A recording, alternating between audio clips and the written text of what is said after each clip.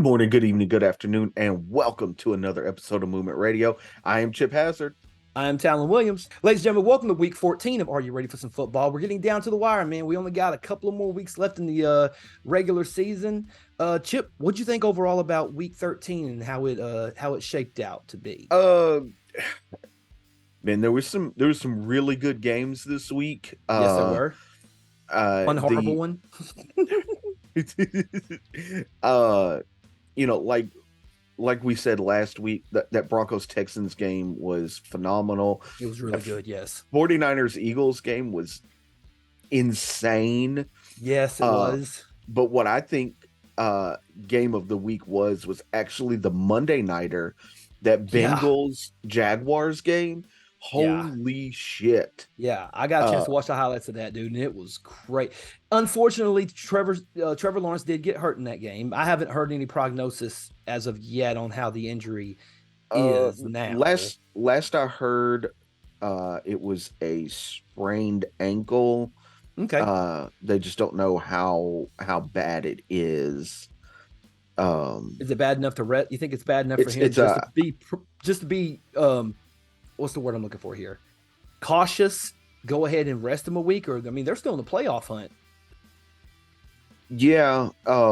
So they're announcing it as a high ankle sprain, Mm, um, but uh no prognosis of how long he's going to be out. okay. Well, hopefully he can, stay healthy in that situation. You never wish, pain or suffering on anybody unless they're, the Jets. But moving on to the next, I'm kidding. Moving on to the first games that we're going to talk about this week. I guess we'll kick it off with the Miami game this week. Miami and Washington. Miami just pretty much had their way with Washington in this game. 45-15. The Dolphins are now 9-3, and they are the number one seed in the AFC for the first time in like 20 something years. I think they said 28 or 29 years since they've been the last number one seed after week 15, I think is what it was. It's the best start to their season at 9-3 in about 20 something years. Overall, how'd Yeah. you feel about Miami's win over Washington? I mean, again, I hate to say this, and I feel like I say this every week, but it was as expected. Mm-hmm. That Dolphins offense is too high powered right now. Yes. Uh, I don't think they're the best team in the NFL. We'll talk about that later. Made a post about it on Facebook Oh yeah. earlier this week. But they're up there, as one of the best teams, at least offensively. I think there's a couple of things they could shore up on the defense. Yeah. But I mean, Tua's doing Tua things, Tyreek's doing Tyreek things. Yeah. Your run game is doing well. Yes. Uh, it's doing well enough that people are leaving Tyreek wide open. It's not even, dude. It's not even fair at that point. I do want to give this man his flowers, man. Van Gunkel, man, coming out of nowhere with that interception that Sam Howell did not even see. Like Yeah, I assumed he was going for obviously it was a screen pass out to the wide out, and Van Gunkel just come out of nowhere. I guess he saw the play develop before it actually happened and just walked in, snatched it, and ran. It's like, God, how do you like? It reminded me a little bit of Troy Polamalu, how he would run up and just jump the line right at the snap and to get the quarterback or make cause a fumble or something. Like that's what it reminded me of. And he has put in a lot of work this week, especially with Jalen Phillips being out for the rest of the year. So it does leave a hole in that linebacker position for the Dolphins, but Van Gunkel stepped up, man, and happy to have him on team. He's a dog, he really is. That being said, let's move on to the very next game on the docket: the Denver Broncos and the Houston Texans. The Texans pull away with a victory, 22-17. How did you feel about this game overall, Bo? uh, I was happy that we won. We won in, I won't say dominating fashion. Our defense really showed Yeah, up. Pressured Russ a lot. Had three takeaways. But on the opposite end of the spectrum, on the offense, um, we lost our I would say what is our best wide receiver in Tank Dell. Yeah. Uh, Probably for the rest of the season, unless we make a deep run into the playoffs um, with a fractured fibula Mm. on a play that almost makes no sense as to why he was where he was at. So, it was just a goal line, second and goal from the two. They hand it to Damian Pierce, and everybody's bunched up right there, and then we got 5'8", 160-pound Tate Dell in the middle of all this trying to block people, and I'm like, why is he there? Like, Right. that's the one thing, like, and I get it, like, he's wanting to do his part and block and everything, and he's really good at that. Right.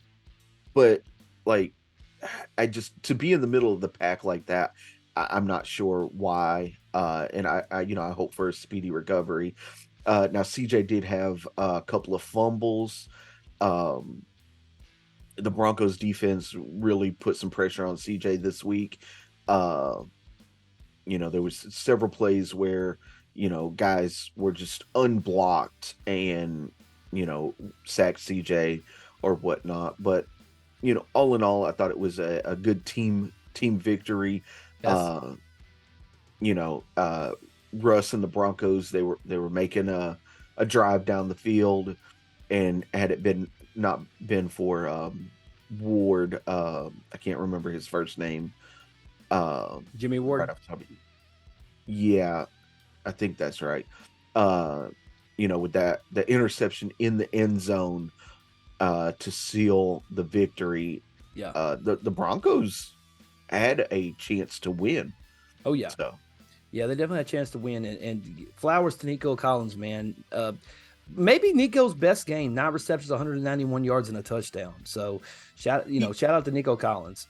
he definitely had a Tyreek-esque game, Oh yeah. because it was the statistics.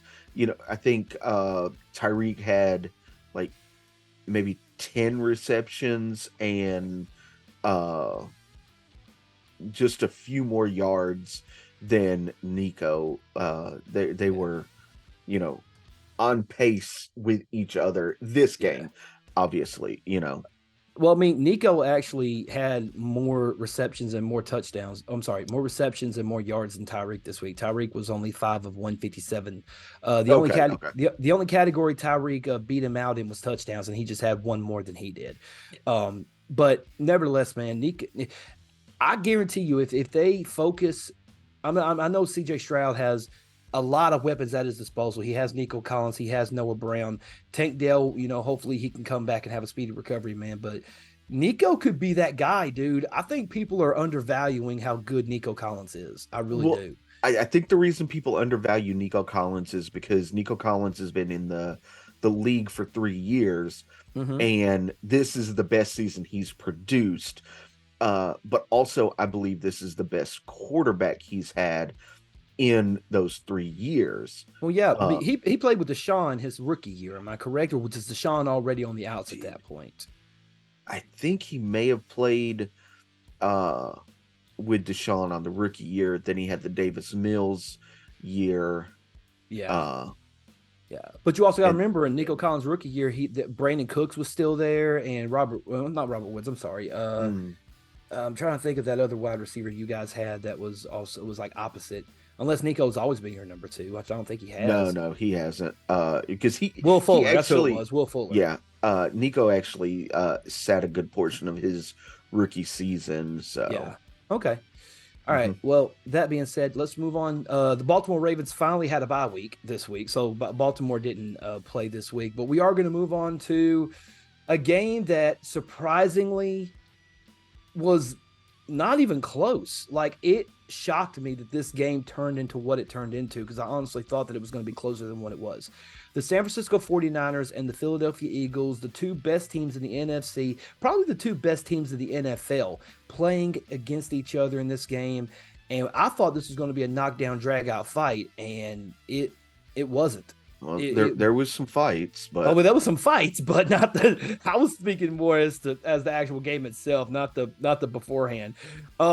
I do think it was funny though that a lot of the San Francisco 49ers came dressed in all black and said, "It's like why'd you guys decide to dress in all black? We're going to a funeral." 42-19, dude. Like yeah, 42-19, man. The 49ers just creamed the Eagles, dude. How do you feel overall about this game and this beatdown that just took place? It was. Yeah, I didn't expect. I expected the 49ers to win. I just think their defense is better. But it was almost as if the Eagles forgot they were playing. I mean, now there were a lot of egregious penalties. Yeah. That I remember. There was fights on the sideline, fights between players and non-players. So it was just I was really shocked that it was the blowout that it was. Yeah, I was too. Brock Purdy actually came through and 314 and 4 touchdowns on the day. Many people now have Brock Purdy in the MVP conversation. The thing about it is though, is that I can't really put him. There's several factors that go along into being MVP. Yes. And the thing about it is that like, because let's be honest, he has Christian McCaffrey, he has Deebo Samuel, he has George Kittle, he has Brandon Ayuk, he has Elijah Mitchell. He has a great defense that's protecting the 49ers on the other side. Well, yeah, you got Bosa and Young on the defense. Fred Warner, I was just gonna say just to name two. Yeah. The thing about it is though with me though is that like if you look at if you go by just the statistics, you look at he leads the league in quarterback rating, he leads the league in like yards per attempt, he leads the league in passer rating, which I don't know why they just don't go with QBR instead of passer rating. I still don't understand the concept of passer rating or why it's at a weird number, but whatever, that's beside the point. I mean, some people are making the case for Brock Purdy. Some people are making the case for Dak Prescott. Some people are making the case for. There's still people making a case for Patrick Mahomes, even though I don't think Patrick Mahomes is playing at an MVP caliber level, especially with them losing to the Green Bay Packers like they did this past Sunday night as well. Again, it goes back to what we were saying earlier in the year. No one's fearing the Kansas City Chiefs, and after what San Francisco just did, no one's fearing Philly anymore either. Yeah. All the fear is now going straight to San Francisco. And I don't want to give Brock Purdy all the credit, but I think he deserves a little bit of some credit because he put forth in the work. It makes me think now, if Brock Purdy would have stayed in the game in the NFC Championship game last year, would the result have been different? Would the Eagles had still won the game? It's a question that was posed, so I'm kind of tossing it up in my head. You know what I mean? Because, I mean, you throw for over 300 yards and 4 touchdowns against a team like the Philadelphia Eagles and a good defense like they got, that kind of says something, you know? So, according to NFL.com, right now, the leaders in the MVP race are Dak Prescott is number 1. It looks like he is going, if the voting happened today, Dak Prescott would be your MVP. Interesting. Okay. Right below him is Brock Purdy at number 2. Below him is Jalen Hurts at number 3. Now, the wild cards, the people on the outside looking in, at number 4, CJ Stroud. That's a good pick, though. He's been playing his ass off. At number 5, Patrick Mahomes. At number 6, Lamar Jackson. At number 7, Josh Allen. At number 8, Tua. At number 9, Tyreek. And Christian McCaffrey at 10. At number 10, Myles Garrett. Oh, okay.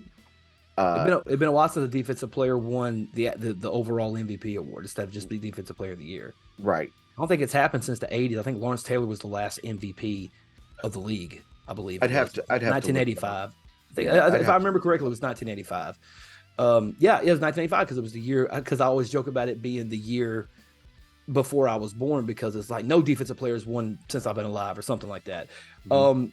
But I just find it funny, man. There's 8 quarterbacks that are like ahead, and you look at the pace that Tyreek Hill's going on right now, man. And again, and this might sound like a homer pick, and maybe it is in some cases, but I mean, you can't tell me that what Tyreek is doing right now is not incredible. Like we haven't seen a wide receiver this dominant since Calvin Johnson did it, you know, and Right. even before Calvin Johnson did it, it was a while before that because we had Jerry. No, Yeah. Randy. It was Randy, but it's like Jerry Rice was like the prototype, and then Randy Moss took it to another level, and then Calvin Johnson took it to another level. And you're looking at what Tyreek is doing right now.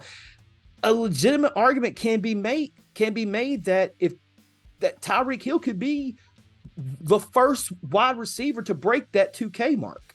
You know, that's a He possibility. definitely could. So right now, Tyreek is on pace to break the 2,000 receiving yards record. And CJ Stroud, a guy from your team, and then I'm going to play Homer for a second.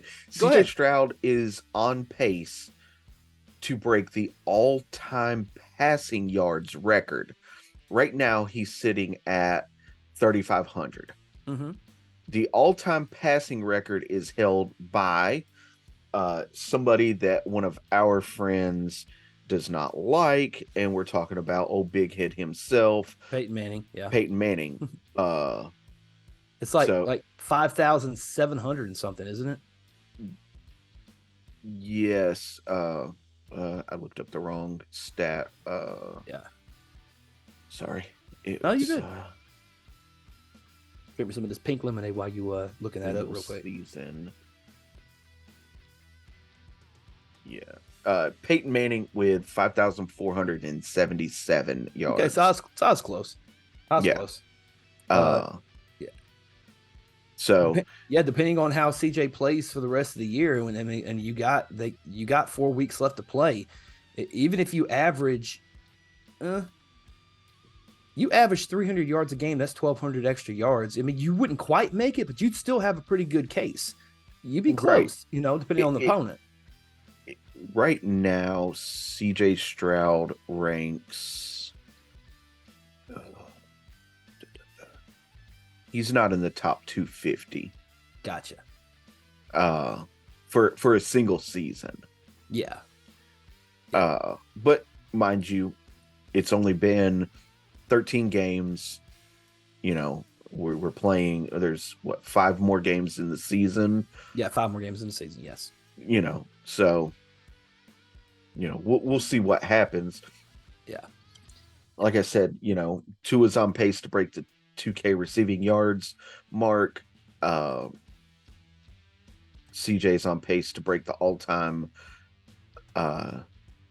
passing leader mark in a single season. Wait, so you mean Tyreek? No, Tyreek is on the No, you said, receiving. but you said Tua. You didn't say Tyreek. You said Tua. That it didn't hit me till just a minute ago. I'm like, did he say Tyreek or Tua? I was like, all right, whatever. I mean, it's same team, same colors. It's all good. Same team. Yeah. Yeah. Although it would be interesting to see it happen since it hasn't happened in a long time. But you notice, but his play time does get reduced in the fourth quarter, which in a weird way I understand why. It's breaking the record would be cool, but you want to kind of save yourself for the postseason, especially if you are going to try to make a Super Bowl run. And the Dolphins, let's be honest, this year is probably the best year that they've had in a long, long time of possibly getting to that Super Bowl mark. Right. I'm worried, but yeah, I mean, it could happen. Yeah. Now, interestingly enough, 5 of the top 10 single season passing records are held by one person. 5 of the single season passing records have 5 been of the top 10 single season passing records are held by one person. Ooh. The one obvious quarterback. I don't think it's the obvious answer. What would the obvious answer be? The obvious answer, I think, would be Peyton Manning, but I don't think that's the correct answer. He only holds one of the top 10, and it's number one. I'm gonna go Drew Brees. That is correct. Yes. Okay. Drew Brees holds spot 2, 6, 7, 8, and no, I looked at it wrong. So he only holds 4. Okay. But that's the most. Okay. Okay. So I'm assuming Brady's on there. He'd have to be on there at least for the 2007 season. Brady's at number 3. Okay. And 5. So it goes Peyton Manning at 1, okay. Drew Brees at 2, Tom Brady at 3, Patrick Mahomes at 4. Yeah. Brady at 5, Brees at 6, Brees at 7, Brees at 8, Ben Roethlisberger at 9, and Jameis Winston at 10. Really? Mr. 30 for 30 himself is a top Yep. 10. Okay, that's insane. Wait, was this it had to have been with Tampa Bay, right? Had to be, right? Does it tell you what team he was with at the time that he broke? What year was it? It was 2019. So yeah, it's Tampa Bay. Okay. I was really trying to think when he went to the Saints. Yeah, it's really interesting. They on Pro Football Reference, they abbreviate Tampa Bay TAM for Tampa Bay, which normally is just TB. Which I understand. You understand why, I guess. But that being said, that is the games for week 13, and a little bit of trivia. Go ahead. Well, real quick, let's go ahead and talk about that Sunday nighter. The Packers beating the Chiefs. Completely unexpected. And it wasn't that they just beat them. It was they beat them pretty handedly on all aspects of the game. Yeah. I mean, they won 27-19, but they were just, I mean, if you look at just the stats themselves, Jordan Love was 25 for 36 for 267 yards and 3 touchdowns. Yep. On the flip side, Patrick Mahomes was 21 for 33, 210 yards, 1 touchdown, but he also had an interception. Yep. Right? Isaiah Pacheco basically carried that team for them. Right. He had 18 carries for 110 yards and 1 touchdown. AJ Dillon had 18 carries for 73 yards on the Packers side. And then, receiving, Travis Kelce was the leading receiver. Of course he was. for the Chiefs, but it was only 4 receptions, 81 yards. Yeah. Whereas Dobbs, I think it said Romeo Dobbs. He had 4 receptions for 72 yards. Mm-hmm. So yeah. Christian Watson had them 2 touchdowns too that really helped seal the game, especially that one seam route that he ran. That was really, really good route. A lot of people were talking earlier about this. I think I heard it on either First Things First. It may have been First Things First. I want to say it was because it was Nick Wright. Said that, we can blame, people are going to throw aspersions at the officiating and things of that nature. But let's be honest, Kansas City lost that game. They didn't have this game in hand from the very moment it started. And this is coming from Nick Wright, who is a very adamant Kansas City Chiefs fan. And so for him to say that Kansas City lost this game without having any bias involved shows, maybe they do have some Kansas City fans out there that aren't completely delusional. But I mean, they're not as delusional as Cowboys fans, but that's for a different discussion. Right. But yeah, it was crazy to see. But the one thing I will say about this game, though, I won't say I became a fan of Jordan Love, but Jordan Love is slowly but surely coming into his own as the next guy in Green Bay. He is.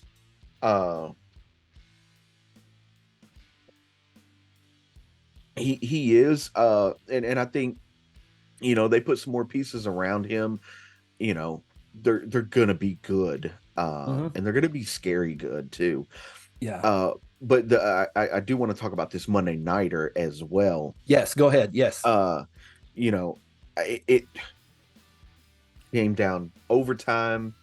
last minute field goal by the Bengals to win.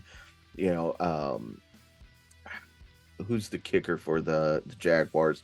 He missed that field goal in overtime to set up for Evan McPherson. Yeah. Brandon McManus is the Yeah, Jacksonville kicker. Brandon McManus. He had that missed field goal in overtime, which allowed the Bengals to win on a field goal. But dude, this kid, Jake Browning, I don't know where he came from either. well, so he played college at Washington. Okay. And he hadn't he just kind of been around. This is only his second start in the NFL. Trying to see, I don't think he's played anywhere else but in Cincinnati. But I'll find out where he was drafted at. Yeah, he was 32 completions on 37 attempts. That's insane in itself. Yeah. 32 for 37. 354 yards and a touchdown. Trevor Lawrence, yes, he got injured, but he was on pace as well. He went 22 for 29, 258 yards. He had 2 touchdowns. Now Joe Mixon, that's the guy that really helped them, put it over the top. 19 carries, 68 yards, but he had 2 touchdowns. Travis Etienne, he had 11 carries for 45 yards and a touchdown.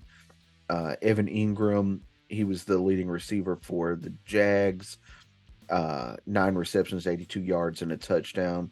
Jamar Chase was the leading receiver for the Bengals, 11 receptions, 149 yards and a touchdown. This Jake Browning kid just kind of came out of nowhere. Yeah. And if Burrow is not careful, he could lose that job. Yeah. Maybe so. I actually found out why we haven't really heard anything of him is because he wasn't drafted. Well, he was drafted, but he wasn't drafted. Let me explain. He declared for the 2019 NFL draft, which is the same year that you saw guys like Kyler Murray, Nick Bosa, Daniel Jones, Josh Allen, Jacksonville's Josh Allen, not Buffalo's Josh Allen. TJ Hawkinson, Jeffrey Simmons, Josh Jacobs was in that draft. Deebo Samuel was in that draft. AJ Brown, Miles Sanders, DK Metcalf, Terry McLaurin was in that draft. Dawson Knox, Max Crosby.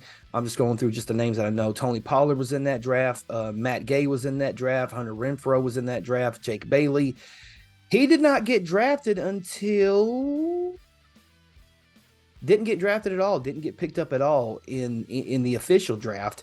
He was an undrafted free agent who signed with the Minnesota Vikings as part of that. He went to college at Washington in the Pac-12.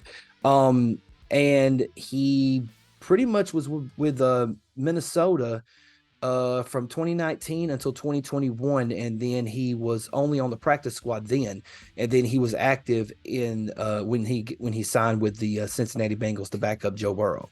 In his career, he has only completed. Well, he's completed 75.6 of his passing attempts. 59 completions to 78 attempts. He has a 3-to-1 touchdown to interception ratio. Has only thrown for 649 yards, including the yards in this past game.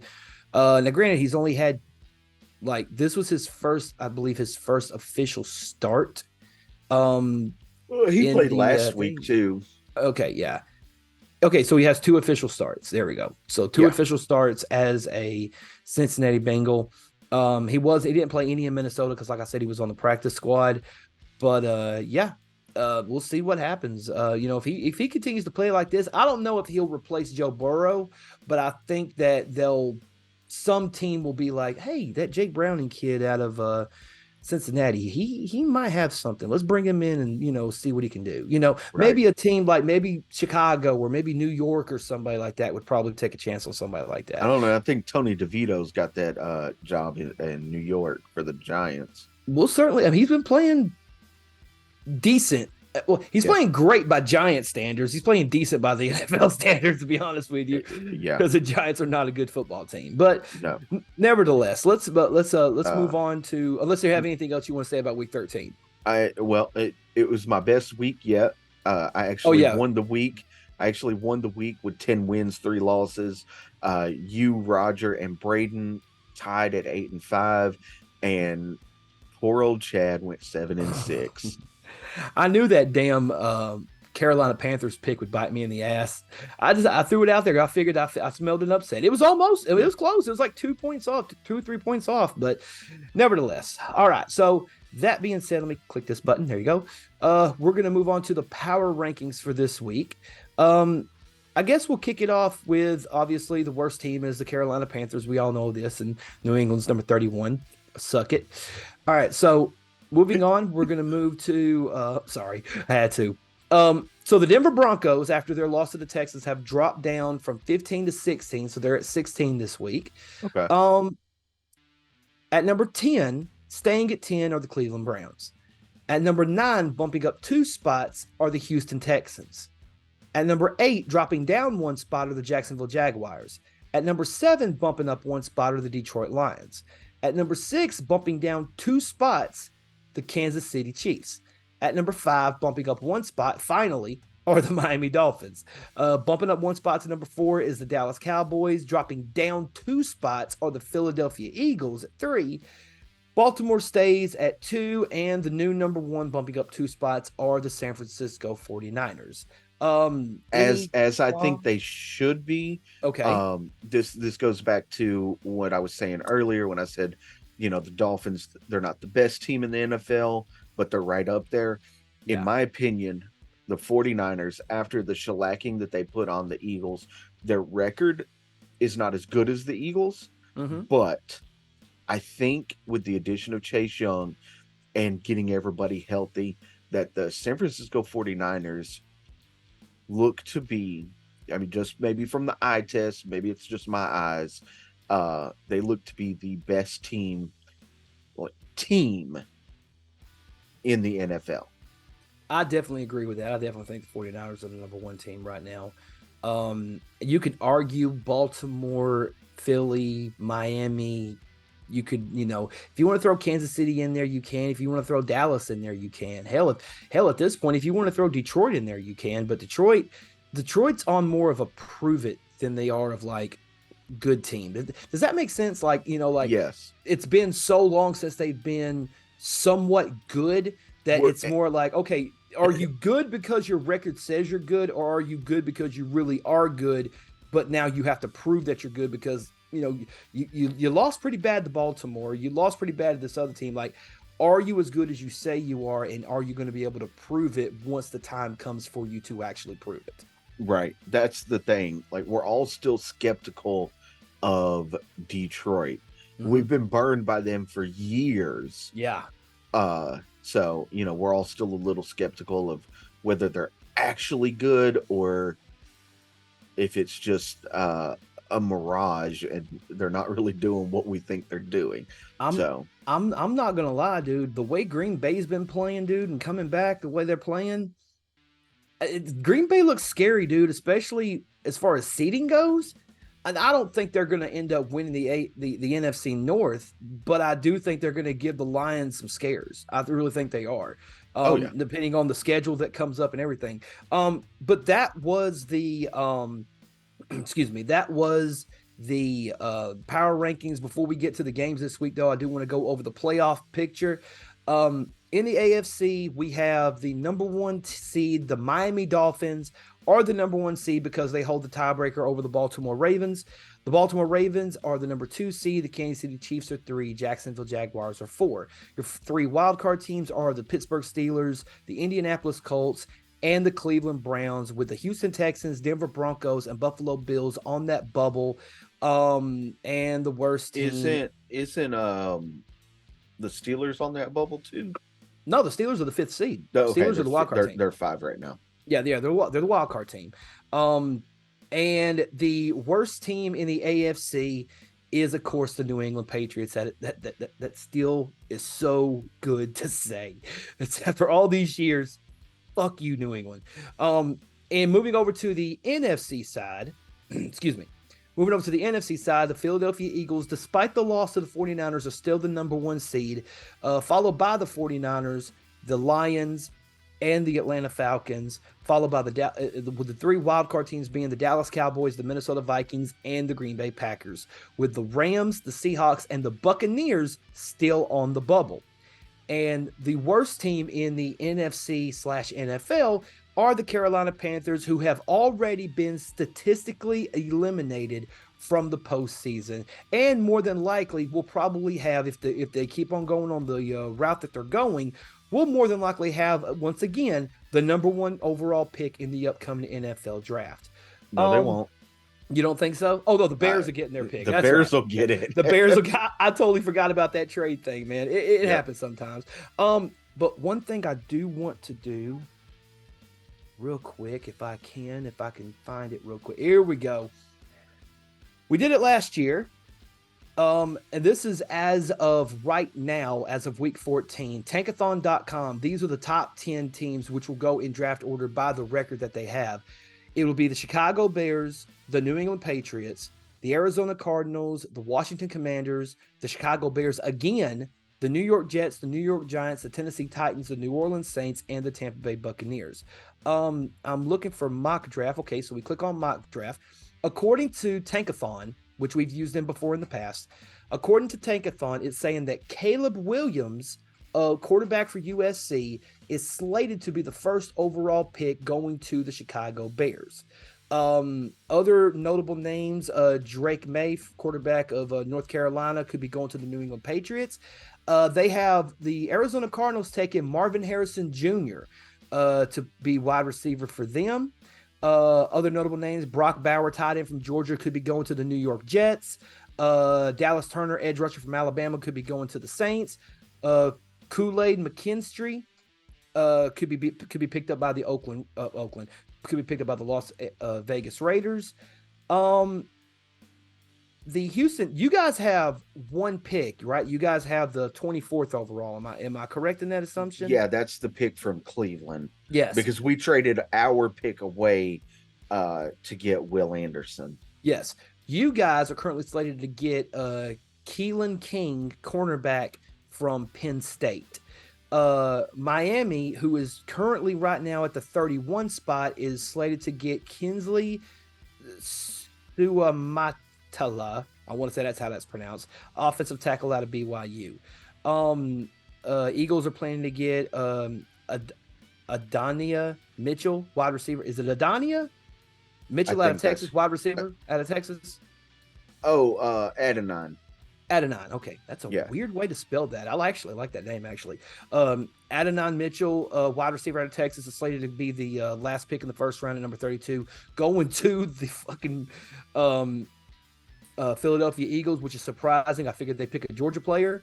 But as far as quarterbacks go, Caleb Williams, Drake May. They got Jaden Daniels from LSU coming out this year in the draft. Let's see, Michael Phoenix Jr. Could be. They got Michael Phoenix Jr. going to Minnesota for some reason. But nevertheless, and that's all we have so far right now. It's just giving me the first round mock draft for that. And as we go along, we will talk more about draft picks and possible shaking up of playoff spots and shaking up of draft order in the upcoming future. But that being said, let's not waste any more time, Bubba. Let's get straight into this week 14 in the NFL. Hit me with the first one. All right. First up, we're going to talk about the New England Patriots versus the Pittsburgh Steelers. Now, this will be played in Pittsburgh. Pittsburgh is a 6-point favorite with the over-under being 30.5.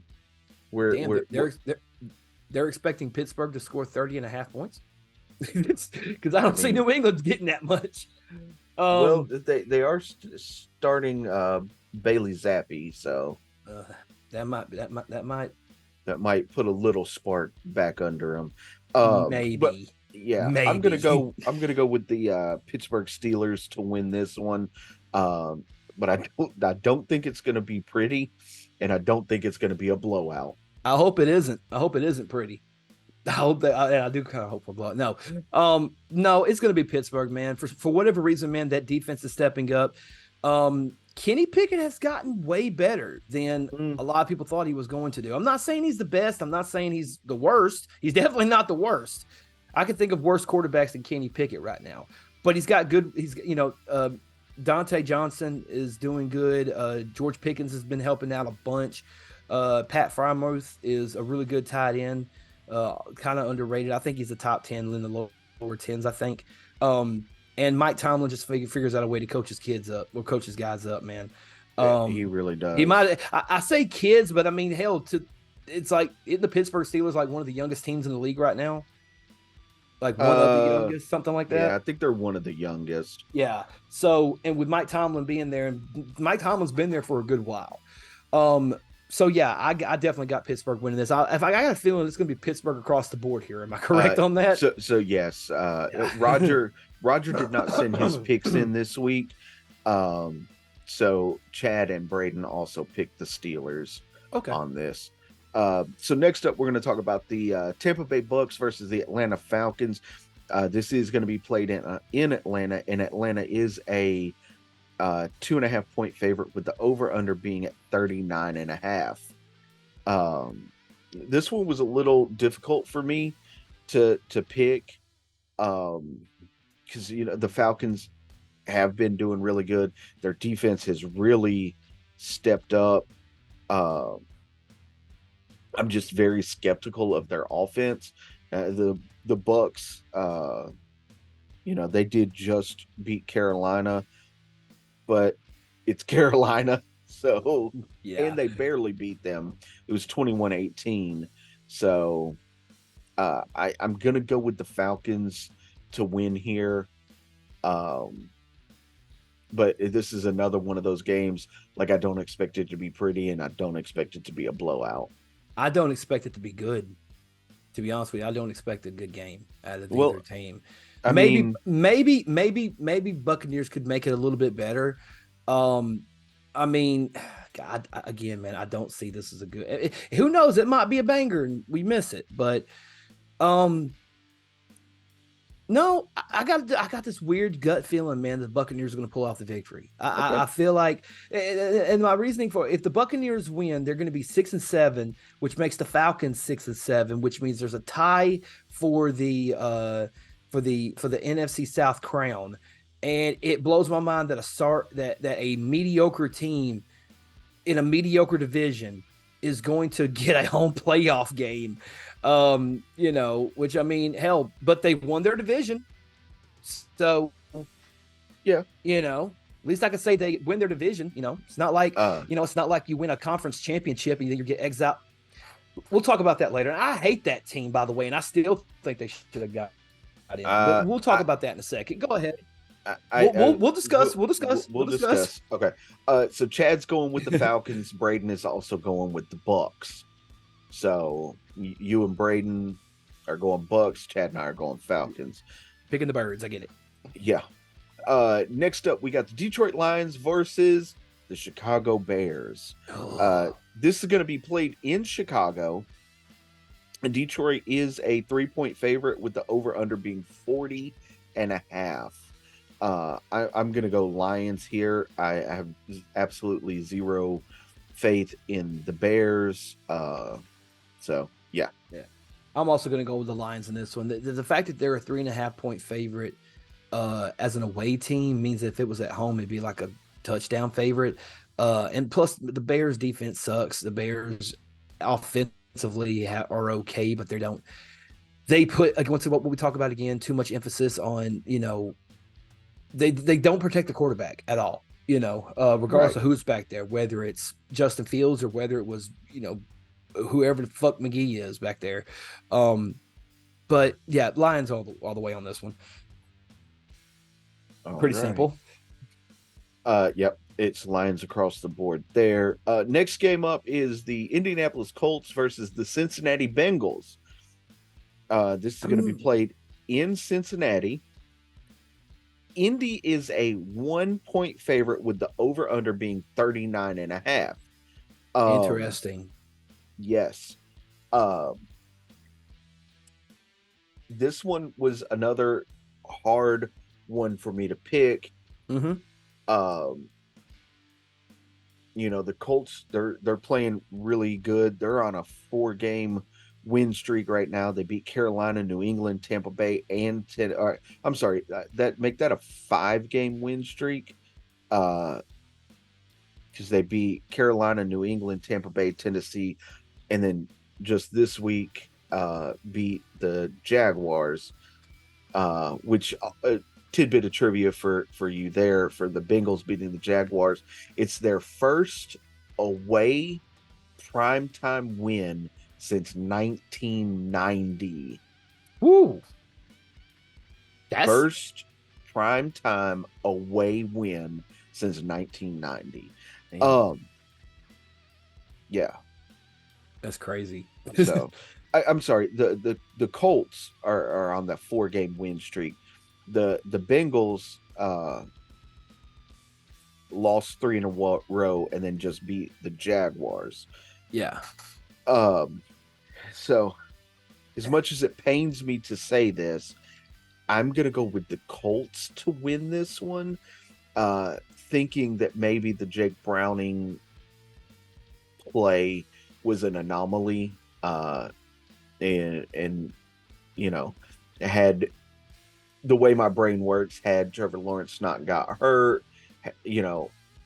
I think that game would have went a little bit differently. But I think the Colts are all week going to game plan for Jake Browning, and then we'll see what happens. I think the Colts win this one. I'm going to say the Colts are going to win this one too, and I think it's going to be very interesting how the AFC South has become one of the most competitive divisions in the NFL. So this year could be the first year that the AFC South puts 3 teams into the playoffs. Yeah. So you'll have your conference winner, which is between 3 teams right now. Right. The Jaguars are there right now, but that doesn't mean that they're going to keep that spot. You have the Texans right behind them and the Colts right behind them. It's going to be very interesting. Again, I think this could be, the year that the AFC South puts 3 teams into the playoffs, and all 3 teams are not going to be easy outs. They're not going to be easy outs, but you also got to think, the AFC South is really, really good right now, but man, the AFC North is also really, really good right now. And like when you think of the AFC North, not the South, the AFC North. The AFC North has, the Ravens, the Bengals, the Browns, even though they're, the Steelers, even though the Browns are 7-5, dude, they are still there. They're still right there. They can still, cause some damage. But as far as this particular game goes, man, yeah, I got the Colts winning this one as well. The Bengals, I think that they had a good win with the win against Jacksonville, but I don't think it's going to carry too much momentum into the next couple of weeks. Yeah. So I'm going to go with the Colts on this one. Right. Yeah, it's one of those, my gut is telling me the Colts are going to win. My heart wants the Bengals to win. That way it just moves Houston just another step up. Right, I get you. Towards that playoff. Chad and Braden are going to go Bengals here. So okay. Next game on the docket, we got the aforementioned Jacksonville Jaguars versus the Cleveland Browns. Now this is going to be played in Cleveland. Cleveland is a 3-point favorite here with the over-under being 30.5. We don't know if Trevor Lawrence is going to play or not in this game. He's listed as questionable. He does have a high ankle sprain. He could play through that. Maybe they decide not to play him through that. I am not sure. I wouldn't risk it. Honest to God, I would not risk it. I wouldn't risk it, but they're trying to make that playoff run. Had they won uh the Monday nighter against the Bengals, they would have been the number one seed in the AFC. Yeah. They would have overtaken that spot and been the number one seed in the AFC. So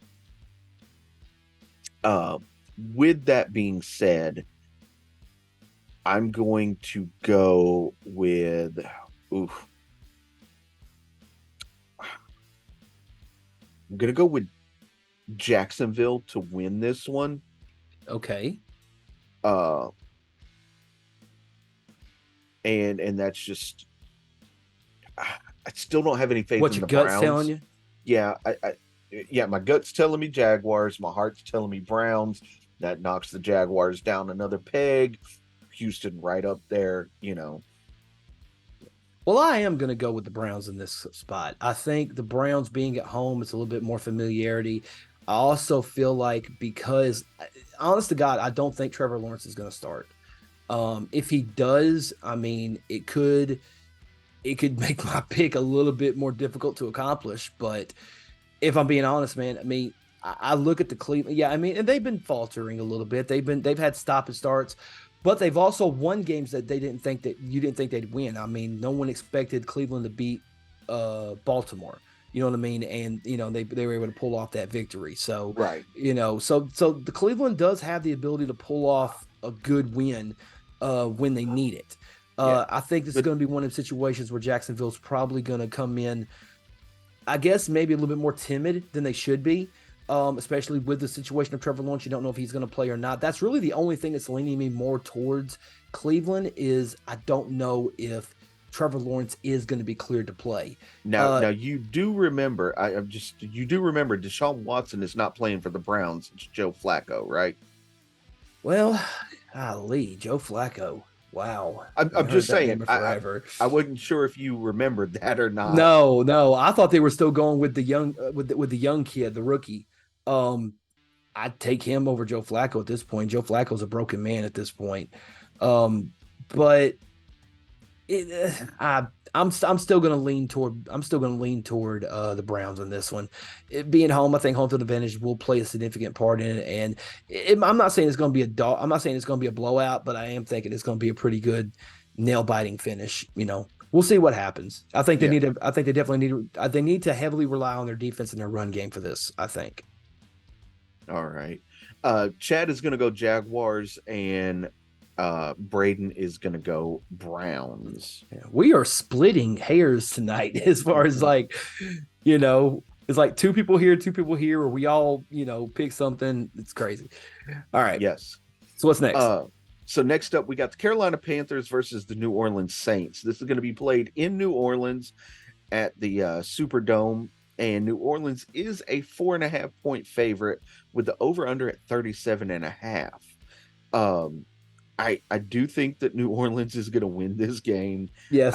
I don't think that there's there's nothing that tells me that the Panthers are going to win this game at all. Nothing. I in a weird way, you feel it's like, man, Bryce Young ain't got nobody to throw to, man. He ain't got an offensive line to protect him. This team is basically in shambles. They were the first team eliminated from postseason contention. So, they're mathematically eliminated. At this point, it's more like go for broke. You don't have Frank Wright anymore, which I think you should have handled that problem about 7-8 games ago, but whatever. But yeah, New Orleans all the way on this one, right? Yes, Saints across the board there. Yes. Next up, we got the Houston Texans versus the New York Jets. This is going to be played in East Rutherford, New Jersey. Now, Houston is a 5.5 point favorite with the over/under being at 32.5 here. Obviously, where I'm going, where my heart lies. I'm going Texans on this. Now, I do think that the Jets defense is going to give us a little bit of a problem because they do have a solid defense. They do. but I just have very little faith in their offense at all. Not with Zach Wilson at the helm, you won't. Uh, the most points that they've scored in their last 5 games was actually against Miami Yeah. when they scored 13. Yes. They only put 6 up on the Chargers, lost that game. 12 up on the Raiders, lost that game. 6 against Buffalo, lost that game. 13 against Miami, lost that game. And they only scored 8 against Atlanta and lost that game. Yeah. So, again,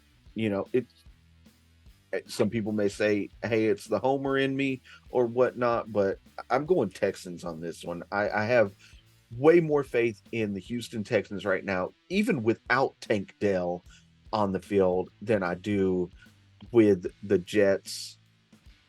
And they're pretty much healthy. Right.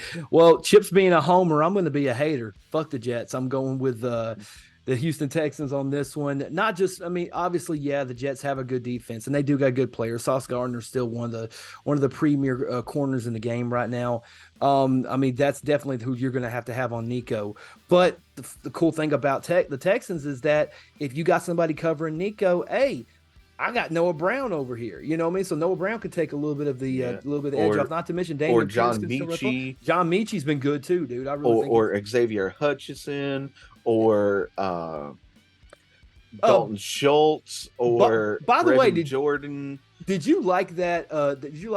Video that I sent in the chat the other day about how the Cleveland Browns started could have started the potential next great dynasty, and it's not even for their team; it's for the Texans. Yeah, I did. I agree with it. Yeah, I agree with it completely. Yeah. So, but yeah, I think I got a funny feeling this is going to be Texans across the board. Correct? It is Texans across the board. There you go. So next game up, we got the Rams versus the Ravens.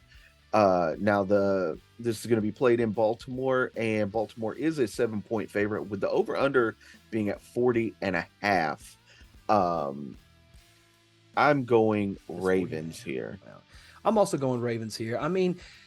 Could the Rams pull a surprise upset? Maybe, but it's not with the way Baltimore's defense is playing. I'm not saying Puka Nacua couldn't do a good job, or Tutu Atwell and all the other funny name receivers that they have in LA. Yeah, the Rams are on a 3-game win streak. They beat the Seahawks, the Cardinals, and the Browns. And the Browns have a solid defense, and they beat them 36-19. Yeah. So it's going to be interesting to see what happens. I'm still going to go Ravens, but it wouldn't surprise me if LA was to somehow pull off a crazy win. Right.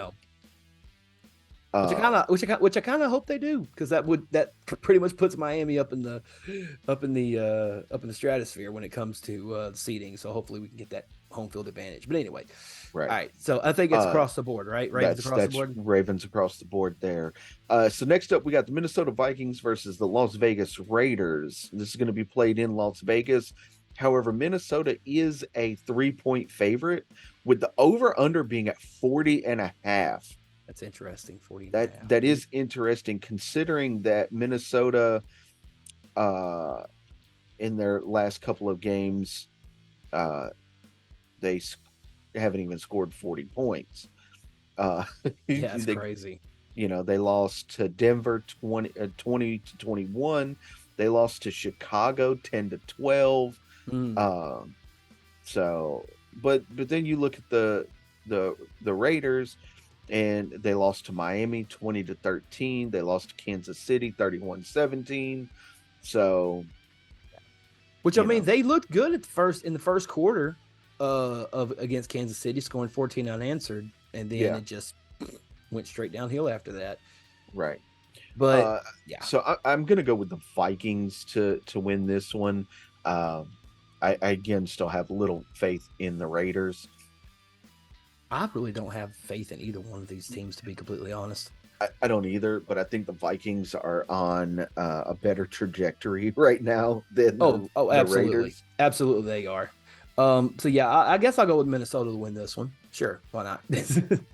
All right. This is one of those games where I'm just kind of like, they're both mid team, so I'm not really like, I mean, it is what it is. I mean, I hope they have a banger, but we'll see what happens. But I got the Vikings winning.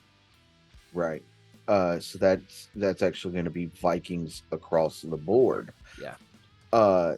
Next up, we got the Seattle Seahawks versus the San Francisco 49ers, and this is going to be played in Santa Clara, California. San Francisco is a 10.5-point favorite, and the over-under is 46.5. Man, they don't want Seattle to score at all, do they? Right? This one really doesn't need to be discussed. Maybe Seattle will score once. Maybe, and that's if Geno can find DK in the back of the end zone or something on a fluke play. Maybe somebody blows coverage or something. I think this is pretty safe to say this is 49ers across the board, right? 49ers across the board here. So the next up on the list is we got the Buffalo Bills versus the Kansas City Chiefs. Oh, yes. This is played at Arrowhead in Kansas City. Kansas City is a 2.5-point favorite with the over-under being at 47.5.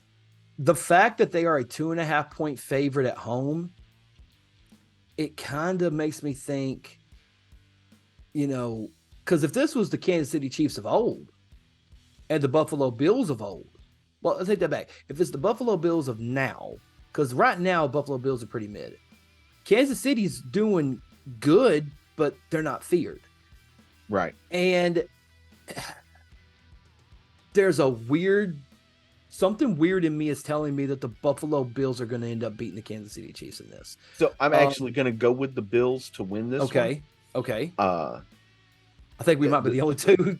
Just my prediction. I think the Bills are going to win this one. Yeah. So. Yeah, I think I got the Bills too. I mean, it's going to be interesting to see because obviously I think it's been well known over the past several years, especially in the playoffs, these teams don't like each other. Right. So anytime they battle each other, it's going to be a fight. Yes. Maybe not physical, but definitely a fight. So Chad is going to go with Bills on this one. Interesting. Okay. Braden, however, has picked Kansas City Chiefs. Yay, we finally have an odd man out on one of the games. Yes. Next up, we got the Denver Broncos versus the Los Angeles Chargers. This is going to be played in Inglewood, and we've got the Chargers. Inglewood. Yeah, the Chargers are projected to win by 3 with the over-under at 43.5. Okay. I am going to go with the Broncos here.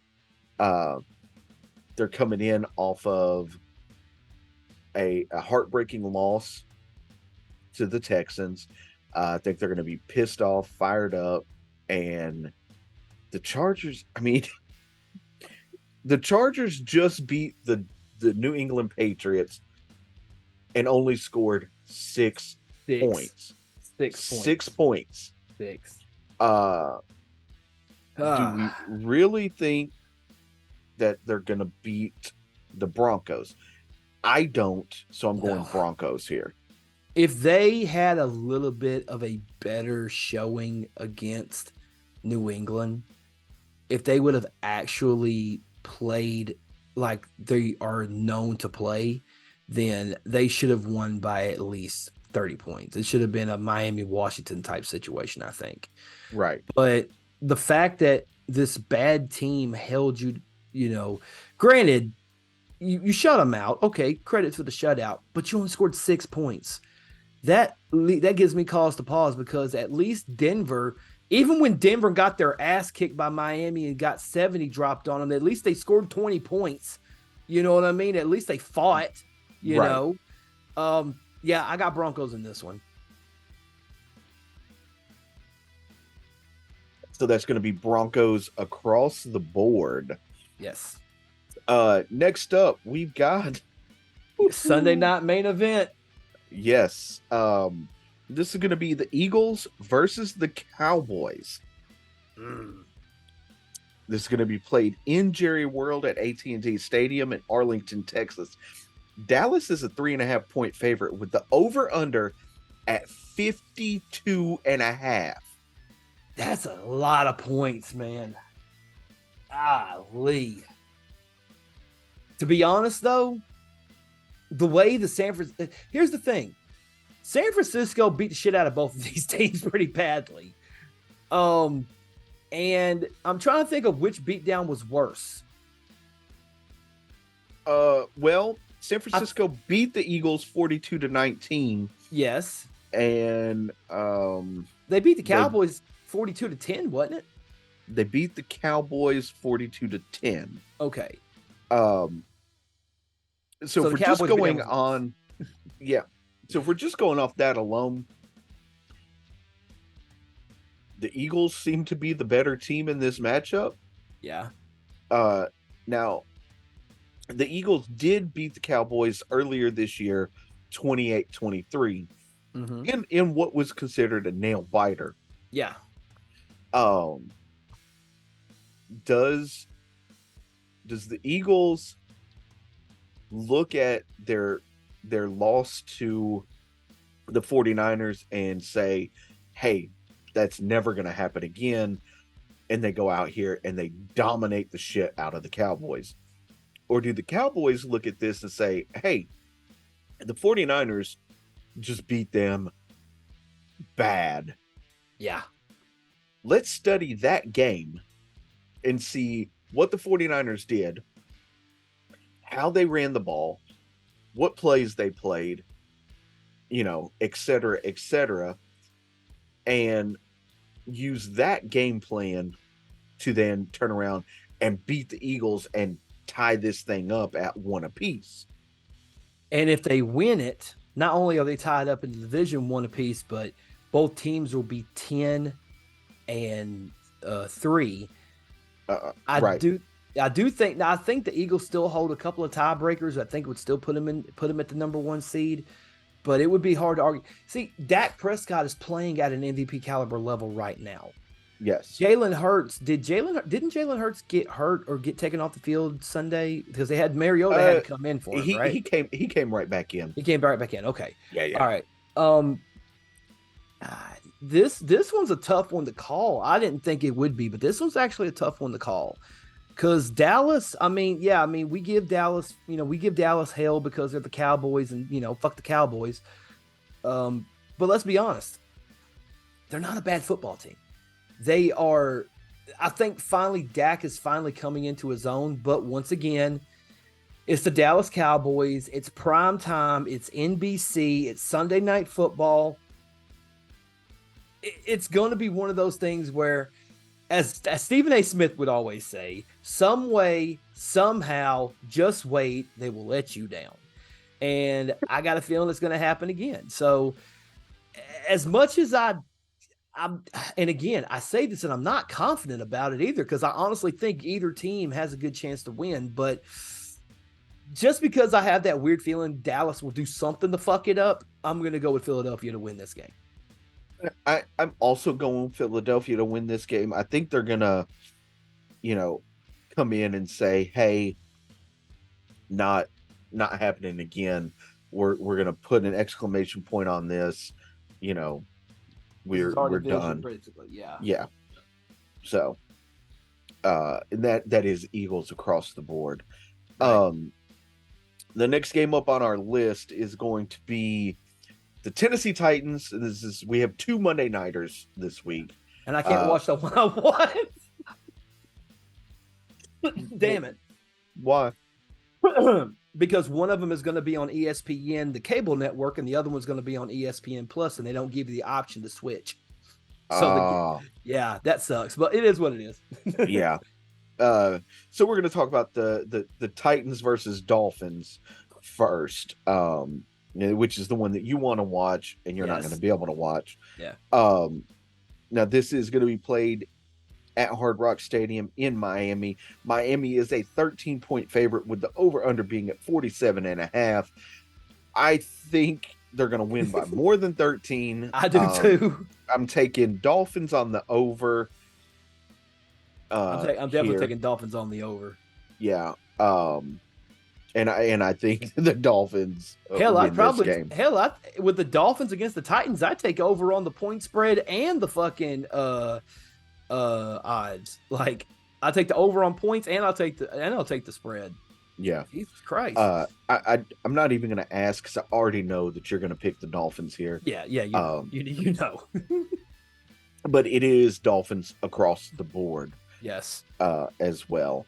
All right, and our last game of the week. This is our second Monday nighter, and it's the Green Bay Packers versus the New York Giants. Now this is going to be played at MetLife Stadium in East Rutherford, New Jersey.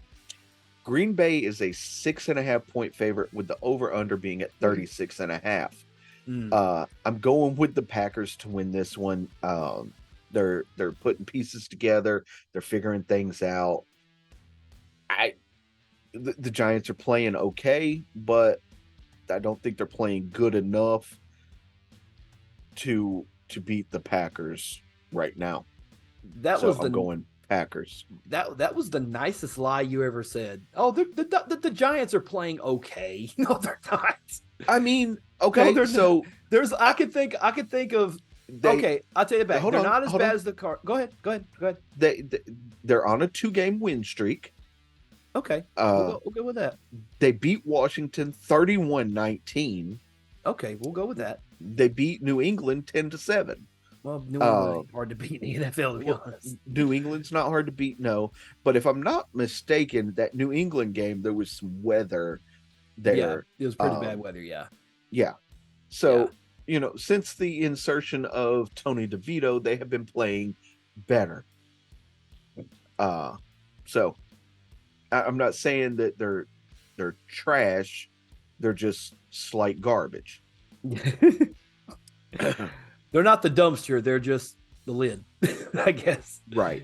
I think it's Packers across the board on this one, right? It is Packers across the board. Yeah, I really do Jordan Love is really, really stepping into his own and becoming the guy that he's becoming the guy that Chad told us he was going to be. So I got to give Chad flowers on that one. That all being said, what do you think game of the week is going to be? Because we got some good ones to pick from, to be honest with you. Eagles Cowboys.